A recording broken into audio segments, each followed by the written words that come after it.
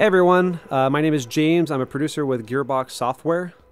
Hey, my name's Joel. I'm from 2K Australia. In case people haven't seen the news lately, 2K Australia and Gearbox Software are collaborating on an all-new Borderlands title called Borderlands the Pre-Sequel.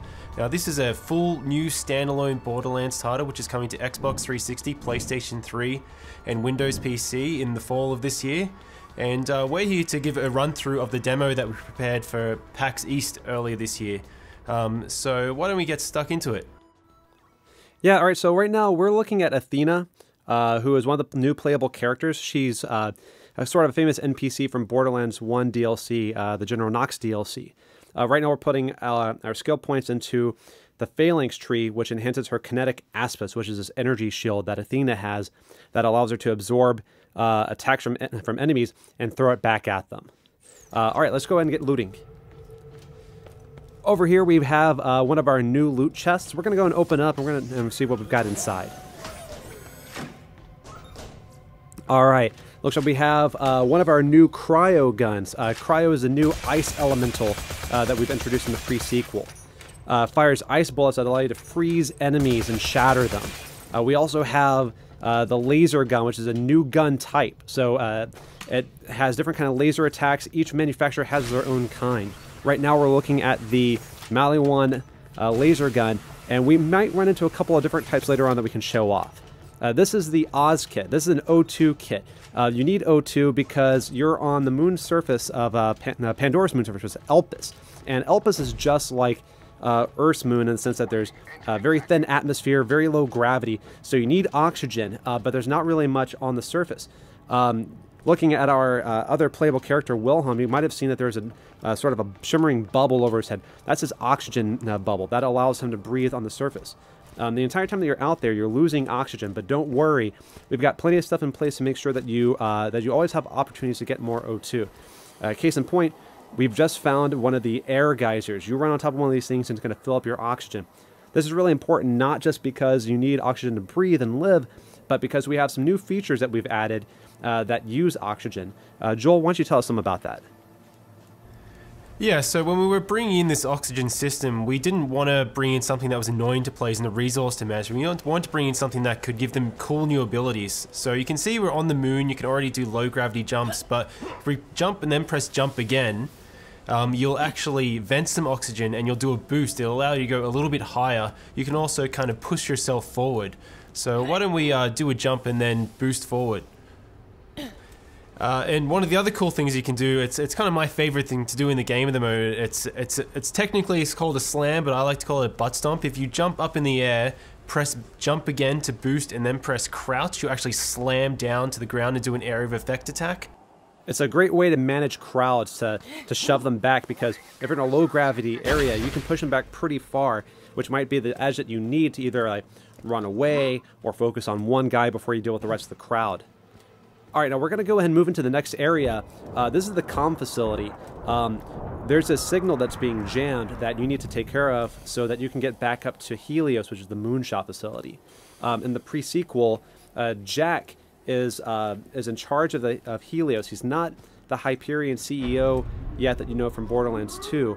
Right now he's just managing the station, and you've been kicked off it and you got to get back. Coming from that comms facility. Get in there, switch it off, because things are getting really interesting up here, kiddo, and in a not fun kind of way. What's your bum in there?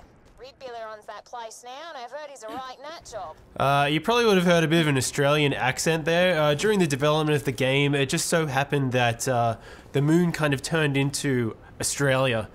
Alright, now where we are right now, there's this big gap. You wouldn't be able to make this jump normally in Borderlands, but with the oxygen system, we can kind of push out this jump. So let's go ahead and see if we can clear that gap.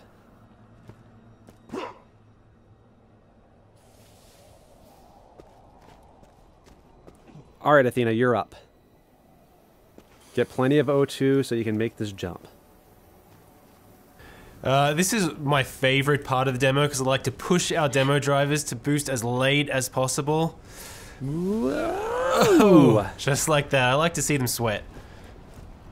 So why don't we keep moving? You'll notice when we boost that oxygen meter is draining. And you can see in the horizon there's actually a beam shooting up to the sky and a HUD marker, and that's an oxygen generator. We can activate that in a sec, but this is Borderlands, so, you know, you always loot. And yeah, low gravity, no atmosphere. But when you actually activate the oxygen generator, now there is atmosphere. So when we open up this other lootable, you'll see that it behaves differently. We want to make sure that the that this whole system felt organic, that it felt real, that it didn't just feel like it was tacked on. This comes in really important because with things like incendiary, if you set someone on fire inside of a building with atmosphere, they'll burn. But if you set them on fire in an area with no atmosphere, they won't. So you kind of have to make some, you have some interesting opportunities. But these guys up here, I'm sure they're up to no good, so let's throw some grenades at them.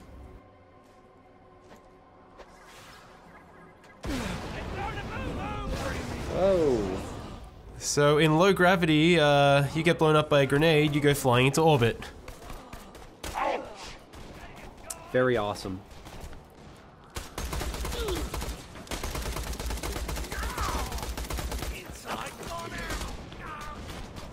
Now you'll see these guys who are outside of the oxygen dome, they're wearing the same bubble that you are, and if you manage to get a headshot like that, they'll actually start venting oxygen and become vulnerable.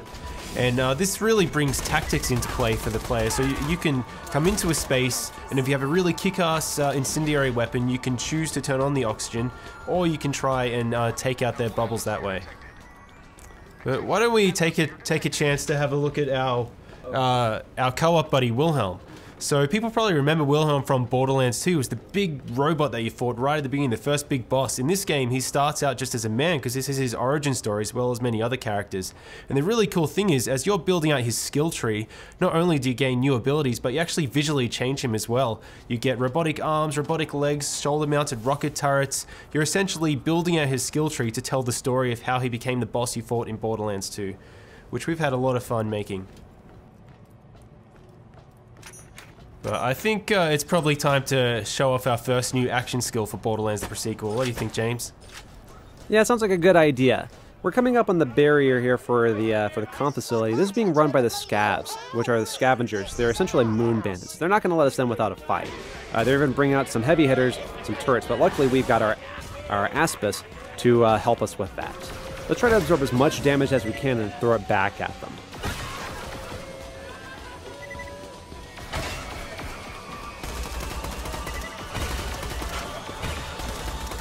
So you can see that the shield is slowly spinning up. As it takes more and more damage, it's going to spin faster and faster. You can kind of see it all around the outer edge, which means that we're just about ready to throw that back. Awesome. Let's go ahead and take care of this other laser and then get inside. Now, because we never get tired of blowing people off the side of the moon, let's throw some more grenades. We like to do these demos live, but because this is a co-op game, we can always rely on our buddies. That's right. Always better to play with friends. All right, now let's go ahead and show off the cryo gun. We showed a little bit of it earlier, but didn't really get to see it in action. Let's go ahead and freeze some enemies. So we've actually built this procedural system so you can freeze any enemy like that, and once you get their health down to a certain threshold, you can shatter them. It's not an instant win button because you do need to get their health down low, but when you manage to do it, it's really satisfying, and it's different every single time. Now we're going to go and divide and conquer so we can wipe out these scavs a little bit faster, and then we're going to try to meet back up in a little bit. Athena, freeze this guy and try to stomp him.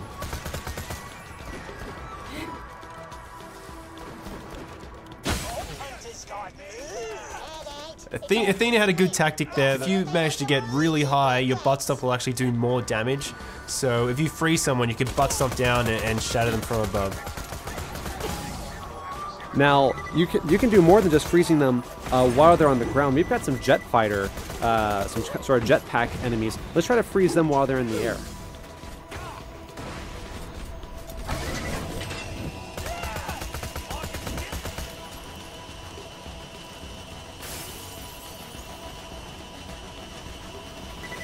So if we do manage to freeze one of these guys in the air and they fall down a railing, they'll actually split in half. It's one of these kind of random events that I love to see in the game.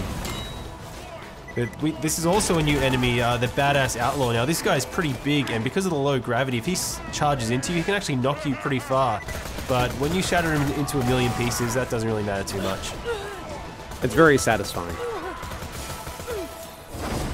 I bloody want you to live, so I can snap your smug neck myself. You all right? Thanks, but feel free to be killed by any of my highly professional men. Now, we did get a new skill point while we were out there, so let's go ahead and allocate that. We're going to put it into the ultimate skill in this tree, which is Wrath of the Goddess. This will allow Athena's shield to bounce around multiple enemies inside of a sort of like a close circle. This is a great way to manage crowds. Oh, Wilhelm, it looks like he got something. What is that? So that's the Dar laser. That's kind of like a bolt laser. Athena, you picked up the Maliwan beam laser before, and as James said earlier, you have multiple manufacturers, you have the procedural weapon system, so players can expect to see a whole variety of different types of lasers when they play the game. To the right here, you'll see one of the new rideable vehicles in Borderlands, the pre-sequel, the Stingray. We're not going to need it in this mission, so we're going to keep moving forward. But keep an eye out, because we might have something more about that in some later news.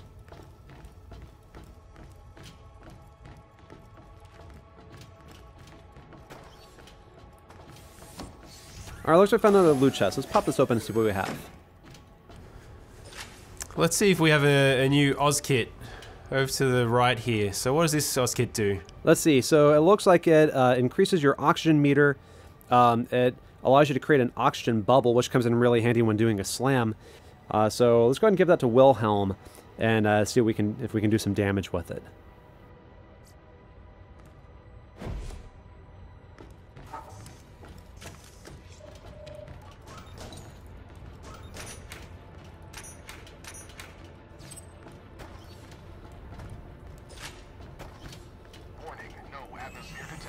So the Eye of Helios is charging up now, and it's actually firing into the surface of the moon, which is probably not such a good thing when you see bits of the ground kind of floating above you like that. Probably a good reason for us to get back up to that space station as soon as possible.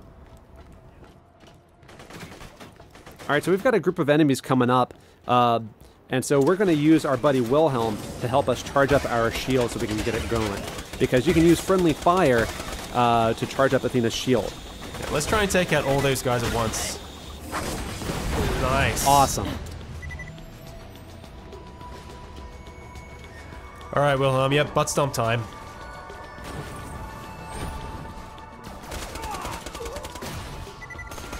And you see that bubble, you can run inside that to recharge your oxygen. As we mentioned earlier, you can also use the oxygen to set enemies on fire when you're out in this sort of area. So maybe we get a chance to use that, maybe we don't. Yeah, it is a really good combo if you get that oxygen bubble with the fire to burn enemies, but I really love getting the cryo one as well, so if you jump down from high enough, butt stomp and shatter and freeze a guy all in one go.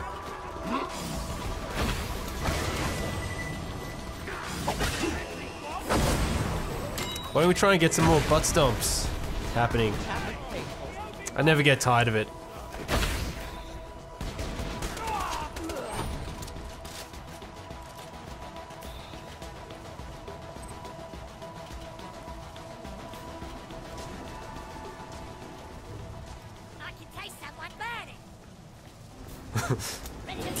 So we've got some little scabs and a little outlaw here. This is a really good opportunity to try and charge that shield right up, so absorb some more damage. It's fully spinning now, so just move back a little bit, Athena, and fire it off.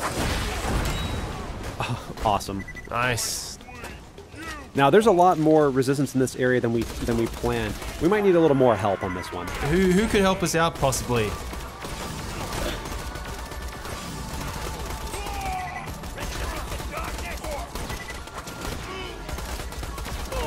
Uh-oh. Alright, we really need some help now. We need some help. And we have playable Claptrap. For the first time ever in a Borderlands game, you get to play as Claptrap. And he's going to help us out a little bit in this fight. Thanks, buddy. Alright, let's wipe these guys out. And the other playable character in Borderlands the Pre-Sequel is Nisha the Lawbringer, who fans of the franchise will also remember. We'll be talking about her at a later date. Beautiful, frozen, badass outlaw.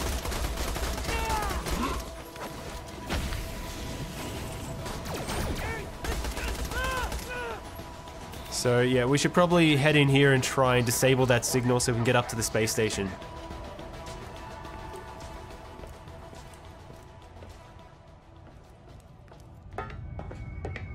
Yes, finally, a proper bloody fight.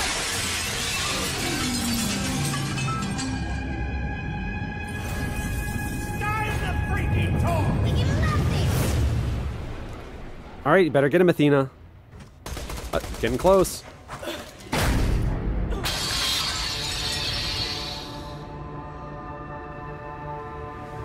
Did we mention low gravity already?